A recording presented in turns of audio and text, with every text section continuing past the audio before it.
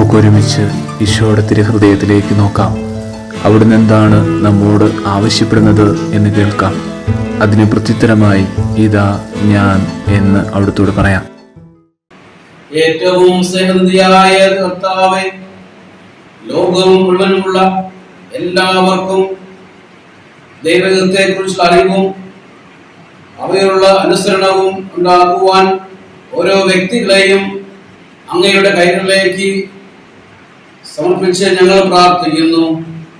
ഈ തിരുഹൃദയ വണക്കമാസത്തിൽ ലോകം മുഴുവനുമുള്ള എല്ലാവർക്കും നിത്യജീവനെയും ദൈവ ഐക്യത്തെയും കുറിച്ചുള്ള പരിശുദ്ധാത്മ ജ്ഞാനം നൽകണമേ എന്ന് ഞങ്ങൾ പ്രാർത്ഥിക്കുന്നു.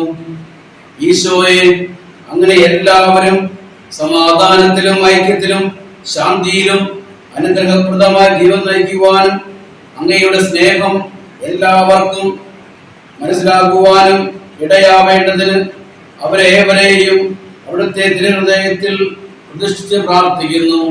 ആമേൻ.